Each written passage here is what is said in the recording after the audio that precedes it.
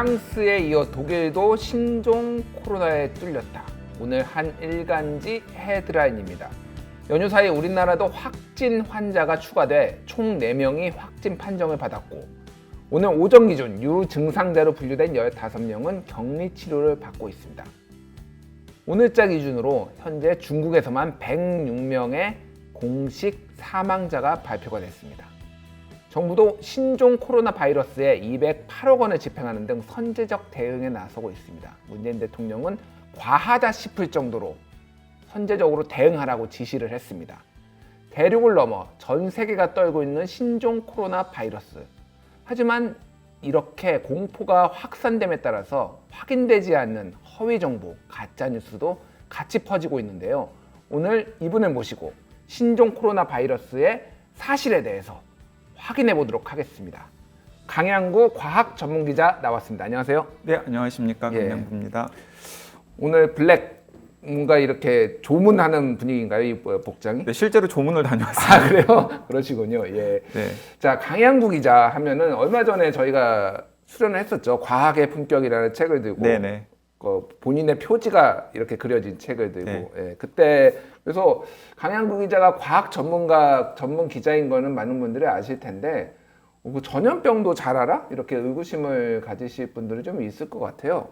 근데 뭐 기억하실지 모르겠는데 2016년이었나요? 메르스 사태가? 2015년이었습니다. 15년이었거든요. 메르스 사태 당시에 프레시안 기자였죠. 네. 그때 당시에 이 메르스 사태를 취재를 해서 굉장히 많은 보도를 했고, 특히 가장 먼저 병원명을 공개를 해서 그때 뭐 논란과 화제가 됐던 화제 중심에 섰던 그 인물 아닙니까? 네, 당시에 이제 최초의 정부 방침은 메르스 감염병원의 실명과 그리고 메르스 확진자들의 동선을 공개하지 않는 게 원칙이었어요. 그게 참 황당했는데 병원에 피해가 갈까봐 뭐 그런 이유도 있었어요. 이제 뭐 공익적인 이유는 그렇게 뭐 병원의 이름을 오픈을 하고 그 동선을 오픈할 때 시민들에게 엄청난 혼란을 줄 수 있다라는 게 중요한 이유였었습니다. 예. 근데 당시에 제가 확인을 해보고 여러 전문가들과 상의를 해보니까 WHO에서 가능하면 시민들에게 모든 정보를 오픈을 한 다음에 시민들과 함께 방역을 할 때 방역 효과가 훨씬 더 높아질 수 있다라는 게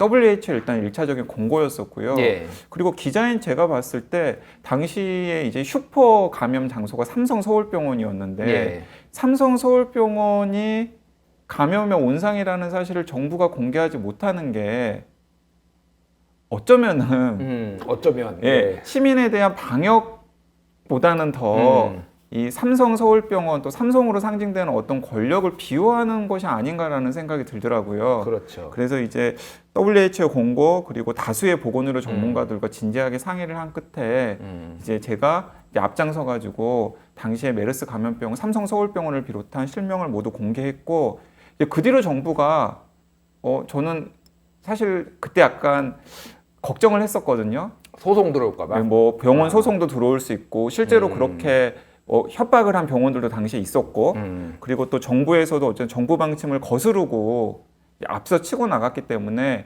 여러 가지 불이익을 줄 수도 있지 않겠다라는 생각에 여러 가지 불이익을 감수하고 일단 그런 조치를 한 것인데, 결과적으로는 저희가 그런 조치를 한 다음에 다른 언론들이 하나둘씩 따라오기 시작했고 정부도 공개 방침으로 바꿨습니다.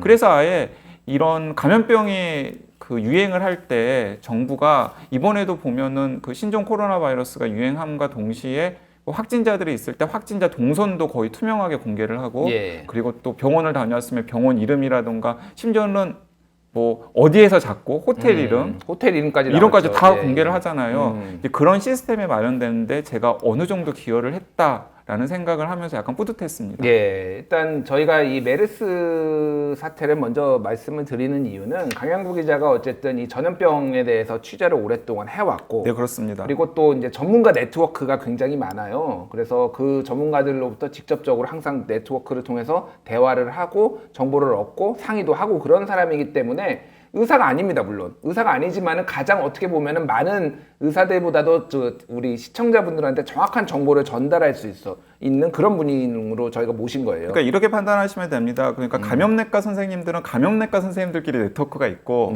그리고 그 질병관리본부에 계시는 공무원들은 질병관리본부에 계시는 공무원들끼리 어쨌든 하시는 일들이 있고 보건소에 계시는 분들은 보건소에 계시는 분들이 있고 또 예방과학 전공자들이랑 역학 전문가들은 또 역학 전문가들이랑 예방과학 전문가들 사이 네트워크가 있거든요. 네. 저는 그들과 다 네트워크가 있어요.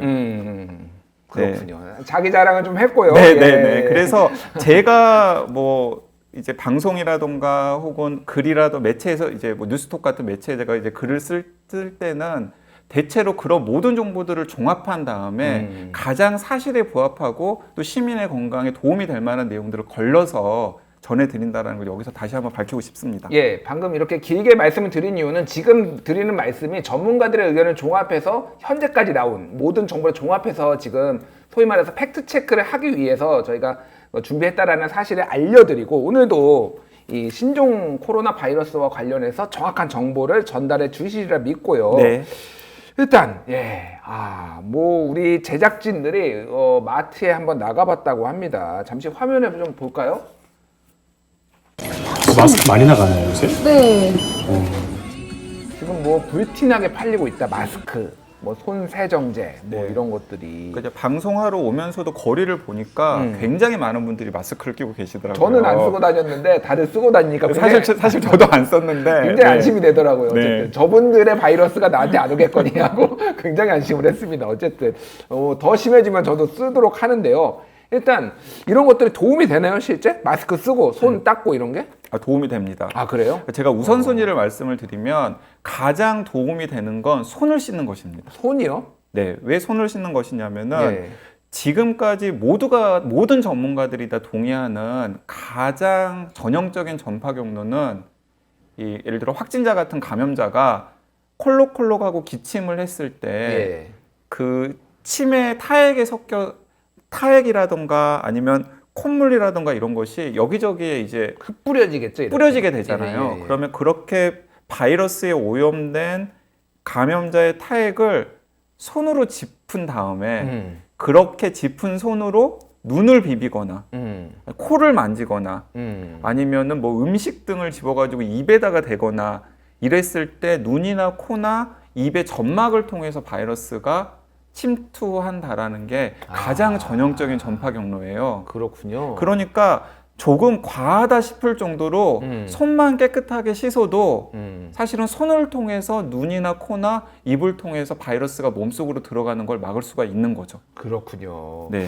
그럼 맨날 뭐 초등학교 어렸을 때부터 손 자주 씻어라 하는 게 다 이유가 있었네요. 그러니까. 이유 있습니다. 그리고 손을 잘 씻으면 지금 이 코로나 바이러스 감염증, 신종 코로나 바이러스 감염증 외에도 또 유행하고 있는 A형 독감 있잖아요. A형 독감도 거의 비슷한 수준으로 예방할 수 있습니다. 아, 그렇군요. 그러니까 일석이조니까 1차적으로는 손을 씻는 게 가장 중요하고요. 또 이렇게 손을 씻으라고 하면은 또 이제 깨알같이 물어보시는 분이 있어요. 손 세정제를 꼭 써야 되느냐? 혹은 인터넷에 떠도는 괴담 중에는 손 세정제로는 바이러스가 죽지 않는다. 아, 그런 괴담도 있군요. 네, 전혀 괴담인데요. 일단은 알코올 성분이 70% 이상 들어간 손 세정제면 바이러스가 거의 대부분 죽고요. 사실은 굳이 비싼 손 세정제를 사실 필요도 없습니다. 그래요? 추가로 왜냐하면 집에 있는 비누로 네. 깨끗하게 비누칠을 한 다음에 흐르는 물에 30초 정도 손을 헹구면 손에 묻어있는 바이러스가 거의 100% 제거가 됩니다. 아, 그래요? 네. 그럼 뭐 그런 거 안 사도 되겠네요, 그러니까. 네, 그렇습니다. 손 세정제 같은 거 필요 없고 집에 있는 비누로 흐르는 물에 30초 정도 손을 씻으면은 일단 1차적으로 예방이 되고요. 이제 마스크는 어떨까라고 이제 물어보시는데 아까 그 중요한 포인트를 말씀을 하셨어요. 사실 마스크는 감염되지 않기 위해서 쓴다기보다는 내가 감염 내가 다른 사람 감염을 안 시키기 위해서 마스크를 쓰는 거예요. 그렇구나. 네, 그게 사실 마스크의 가장 중요한 용도입니다. 그리고 일단 그게 마스크의 가장 중요한 용도고요. 그래도 불안해서 마스크를 쓰면은 효과가 있긴 있습니다. 아, 그래도 있어요? 효과가 있긴 있는데 예를 들어서 뭐 최근에 그 시중에서 팔리는 마스크 중에서 그 미세먼지 방지하기 위해서 KF80, KF90, KF99 같은 숫자가 쓰여 있는 마스크를 보통 많이 이용하시고 그런 것들을 차고 다니시던데 그런 숫자가 높은 게 더 좋아요? 숫자가 높은 게 당연히 그 외부에서 침입하는 바이러스를 비롯한 여러 가지 것들을 막을 수 있는 그 힘은 더 강한 건 사실입니다. 근데 공기가 잘 안 통하지 않나요? 맞아요. 너무나 촘촘하니까 호흡하기가 어려워요. 그러니 호흡하기 어렵다 보니까 어떤 일이 생기냐면은 어린이들이나 이제 어르신들 같은 경우는 턱에다가 쓰고 다녀요. 아, 숨이 막히니까. 그 아무 의미가 없잖아요. 네, 그리고 숨이 가쁘니까 가끔씩 또 마스크를 자주 벗습니다. 예. 야, 그러다가 입을 만지거나 코를 만지면은 마스크를 안 쓰는 이만 못 하는 거예요. 아, 그래서 이제 굳이 마스크를 쓰고 싶으신 분들은 KF80이라고 하는 호흡에 그렇게 큰 문제가 없는 마스크를 쓰시는 게 좋을 것 같고요. 그리고 이 마스크의 일차적인 용도는 감염을 예방하기보다는 내가 타인을 감염시키지 않기 위한 용도이기 때문에 본인이 조금이라도 감기 증상이 있으신 분들은 타인에게 민폐를 끼치지 않기 위해서라도 마스크를 쓰기를 권해드립니다. 그렇군요. 알겠습니다. 자, 다음. 우리 하나씩 팩트 체크를 해볼 거예요. 네네네. 자, 다음 요즘 유튜브에서 나오는 유명한 영상인데 한번 보시죠. 지금 갑자기 퍽 하고 사람이 쓰러졌어요. 저게 우한 시내에 있는 장면이라고 하는데 저거 진짜인가요, 저게? 저는 연출되었거나 혹은 술 마시고 쓰러진 영상이라고 생각합니다. 아, 그래요? 왜냐하면은 이 신종 코로나 바이러스의 가장 중한 증상이 폐를 공격하기 때문에 폐렴이에요. 폐렴이요. 폐렴이에요. 그런데 저렇게 길거리를 나다닐 정도로 나다니다가 픽 쓰러질 정도라면은 그렇게 나다니지를 못해요. 네, 픽 쓰러질 정도로 폐가 망가지면 폐가 망가졌기 때문에 저렇게 돌아다닐 수조차도 없습니다. 이미 뭔가 병원 문턱에 가서 기어다녀야 되는 상황인 병원 거죠? 문턱에서 기어다니고 있거나 집이나 혹은 병원에서 사경을 헤매야 되는 상황인 거죠. 아주 예외적인 경우가 이 바이러스가 뇌로 침투해서 뇌수막염 같은 걸 일으킬 가능성인데 그럴 가능성은 거의 제로에 가깝거든요. 그렇기 때문에 이 길거리에서 쓰러지는 영상은 연출된 영상이거나 혹은 술 취한 취객의 영상을 합성을 했거나 네, 진짜 괴담용 영상이라고 생각하시면 될 것 같습니다. 일단 저게 지금 굉장히 많이 돌아다니더라고요. 그래서 네, 그러다 보니까 그 3번 확진자가 그 고향에 있는 대형 쇼핑몰에서 쓰러져가지고 맞아요. 그 근처에 있는 명지병원으로 호송이 되었다라고 하는 그런 괴담도 그 지역 커뮤니티를 중심으로 해서 돌고 있더라고요. 쓰러진 게 아니라 3번 확진자는 그냥 본인이 3번 확진자는 본인이 연락해서 간 거예요. 그러니까 그것도 괴담이고 그리고 이 신종 코로나 바이러스 감염증에 걸렸다고 해서 길거리에서 픽 쓰러지거나 이런 일이 있을 수 없다라는 거 제가 확실하게 말씀드리겠습니다. 알겠습니다. 자, 다음 질문으로 가겠습니다. 강양구의 과학 이야기 책을 보다가 궁금한 점이 있는데 AI 조류 독감 때 홍콩 중국 환자의 경우 AI 바이러스가 H7N9형이었다. 근데 이게 한국으로 들어오면서 H5N8형 바이러스로 좀 이름이 복잡한데 약간 한마디로 바이러스가 변형됐다. 인플루엔자 바이러스가 변이를 일으켰다라는 내용을 제가 강양구의 과학 이야기가 아니라 강양구의 과학의 품격이라고 하는 책에서 제가 이제 확실하게 짚어드려서 언급을 했었는데 이것은 그 중국에서 유행하던 H7N9형이 한국으로 들어오면서 H5N8형으로 바뀌었다라는 게 아니라 중국에서 유행하는 변이형과 한국에서 유행하는 변이형이 다르다라는 사실을 제가 책에서 언급한 거예요. 둘 다 있는 거예요? 중국과 한국 다 있는 건데? 다 있는 건데 당시 중국에서 유행하던 건 H7N9형이었고 한국에서 유행하는 건 H5N8형이었고 그 종류에 따라서 이제 양상이 다르거든요. 코로나 바이러스도 마찬가지입니다. 코로나 바이러스도 지금 똑같은 코로나 바이러스가 한 네 가지 정도는 감기를 일으키는 코로나 바이러스고 그때 일상생활 속에서 우리가 일으키는 감기의 원인이 되는 코로나 바이러스가 네 가지가 이미 있었습니다. 원래 있었어요? 네, 그리고 거기에다가 메르스 그리고 2003년 사스. 그리고 이제 이번에 이제 신종 코로나 바이러스가 새롭게 등장한 거예요. 그래서 가끔씩 이 중국에서 지금 유행하는 신종 코로나 바이러스가 더 전파력이 강하고 더 독성이 강한 형태로 변이를 일으키면 어떡하느냐 걱정하시는 분들이 있으시더라고요. 그렇게 바이러스가 변이를 일으키기에는 지금 너무 짧은 시간이에요. 더 시간이 필요한가요? 굉장히 많은 시간이 필요하고 굉장히 많은 숙주들의 희생양이 필요합니다. 그렇군요. 그런 변이를 일으키려면은 그러니까 지금 현재 중국 우한에서 발생한 이 코로나 바이러스는 신종 코로나 바이러스 2019년에 새로 등장한 신종 코로나 바이러스라고 확인을 하시면 될 것 같고요. 그게 지금 전 세계로 퍼지고 있다라고 생각하시면 될 것 같습니다. 자, 지금 우리가 이제 여러 차례 방금 말씀하셨던 전염병을 경험을 했잖아요. 네네. 지금 이 신종 코로나 바이러스, 속칭 우한 폐렴이라고 불렸던 공식 명칭은 신종 코로나 바이러스 2019입니다.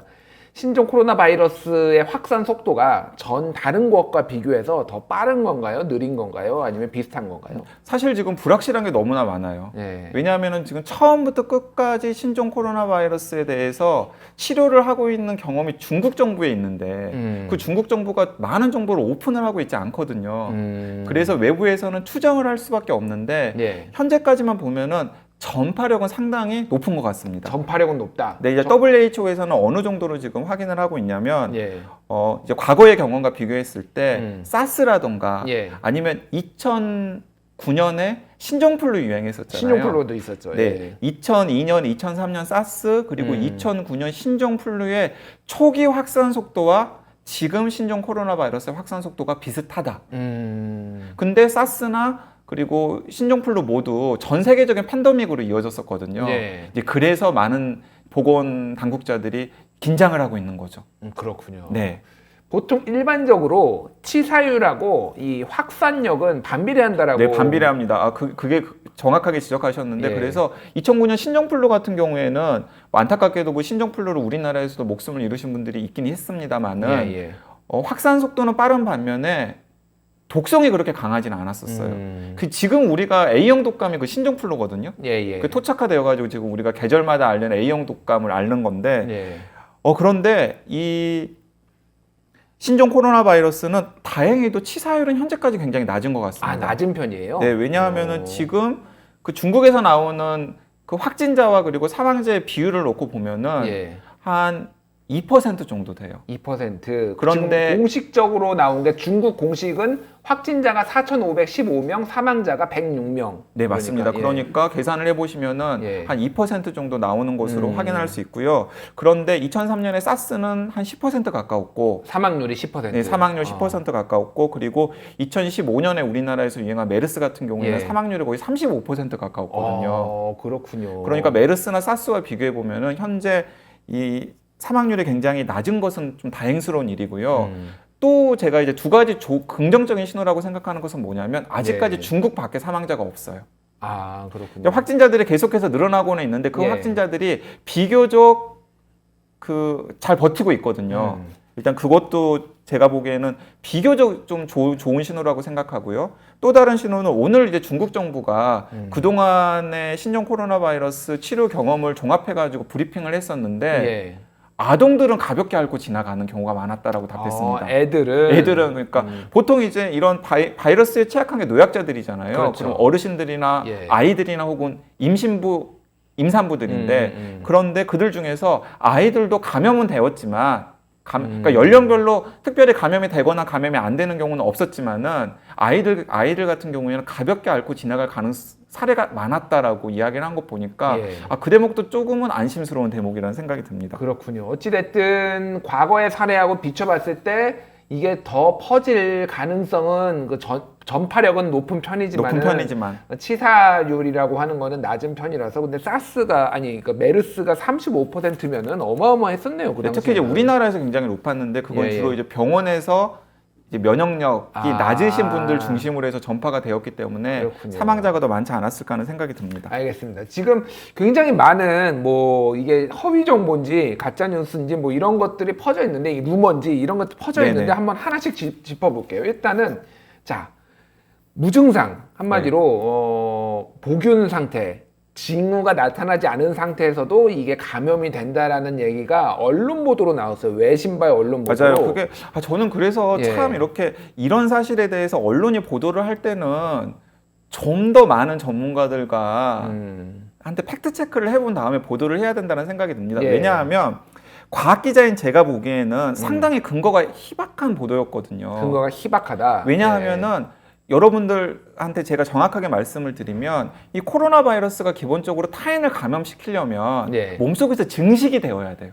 그렇죠. 근데 몸속에서 바이러스가 증식이 된다라는 건 증상이 나타난다라는 거예요. 그래서 증상이 나타나는 환자에 대해서 주의를 기울이는 겁니다. 방역 당국도. 왜냐하면 증상이 나타나야 몸속에서 바이러스가 많이 증식이 되고 몸속에 증식된 바이러스가 밖으로 튀어나가서 타인을 감염시키는 거거든요. 재채기나 기침을 나갈 정도면 이미 몸에는 득실득실하고 그리고 득실득실하다면 당연히 어떤 식으로든 간에 증상이 있을 수밖에 없는 거죠.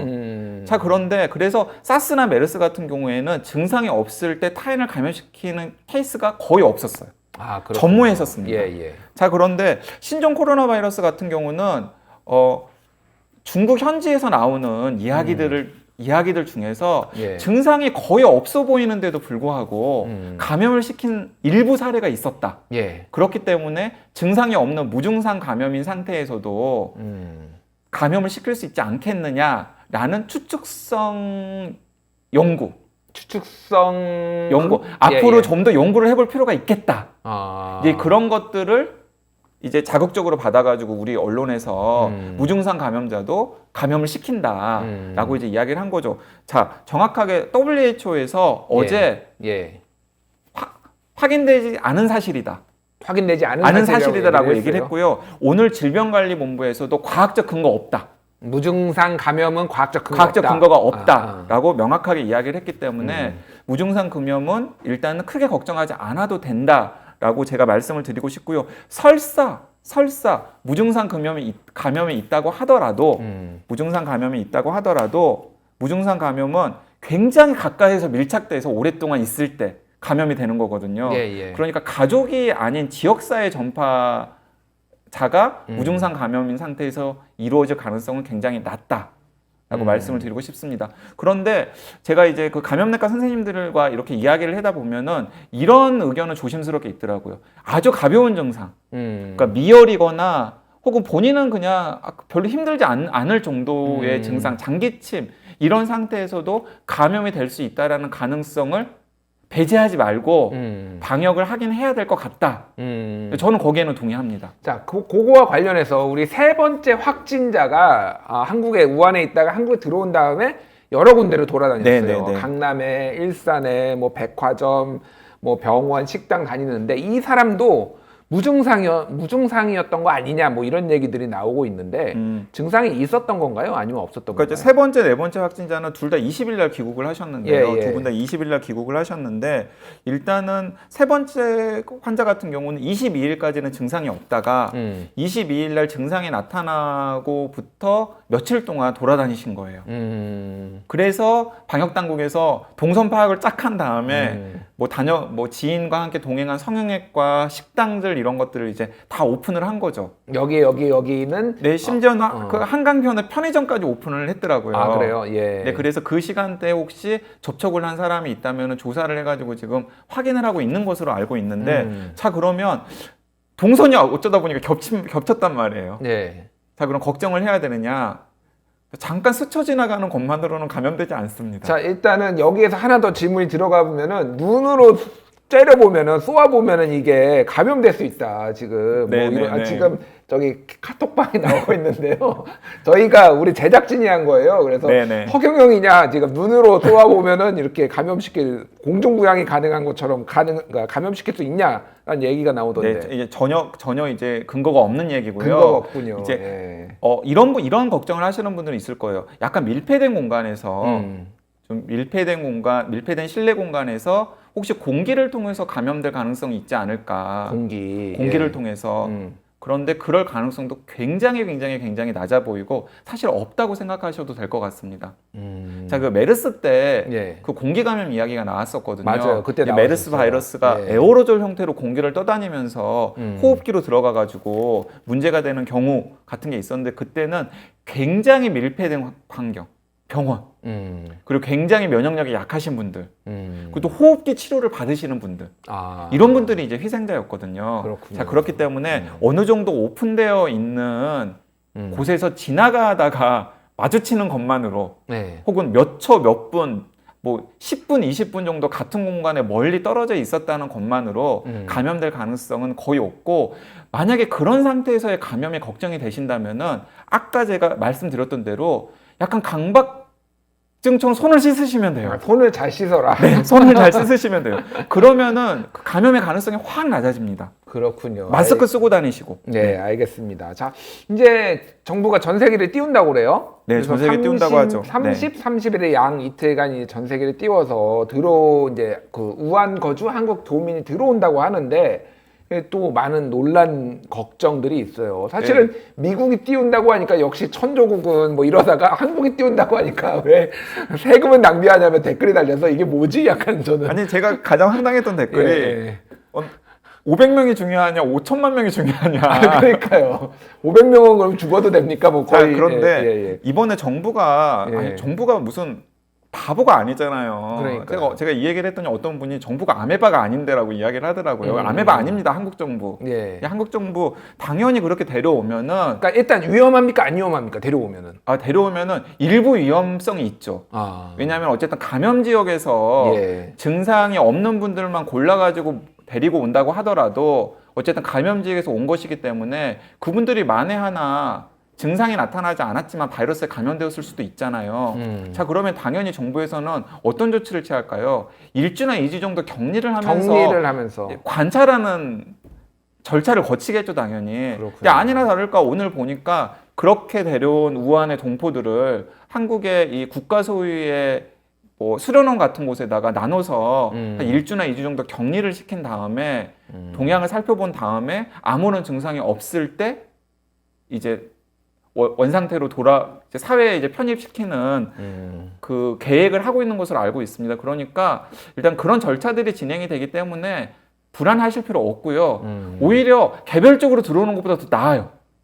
그러게요. 근데 우한에 계시는 동포들이 가전수를 써가지고 우한을 탈출해서 한국으로 들어오려고 할 것 아니에요. 지금 뭐 우한 500만 명이 탈출을 했다 뭐 이런 얘기까지 나오고 있어요. 네, 그렇습니다. 그러면 그렇게 개별적으로 탈출을 해서 그 개별을 체크를 하는 것보다는 한꺼번에 다 관리를 해가지고 데려와서 하나씩 체크를 한 다음에 당신은 나가도 됩니다. 당신은 이거 열이 나는 거 보니까 이거 검사해야 될 것 같습니다. 이런 식으로 체크하니까 훨씬 더 국민 건강에 도움이 되는 일이죠. 그렇군요. 알겠습니다. 네, 정부가 어쨌든 잘하는 조치인 것으로 보이고요. 이건 그리고 나라의 격의 문제잖아요. 그렇죠. 국격의 문제죠. 천조국이 할 수 있는데 왜 우리는 하면 안 됩니까? 네. 그러니까 댓글을 보니까 뭔가 약간 이상해서 저도 보다 보니까 알겠습니다. 자, 오늘 김어준의 뉴스공장에서 중국 우한 유학생 인터뷰를 했는데 현지 사람들이 말하기에 의료진들이 우한에 많이 포진되어 있어 우한이 더 안전하다라는 말이 오간다라고 얘기를 했는데 과연 이게 맞나요? 잘 모르겠습니다. 그런데 어쨌든 우한에 지금 중국 중앙정부가 굉장히 많은 의료 자원을 투입하고 있는 건 사실인 것 같아요.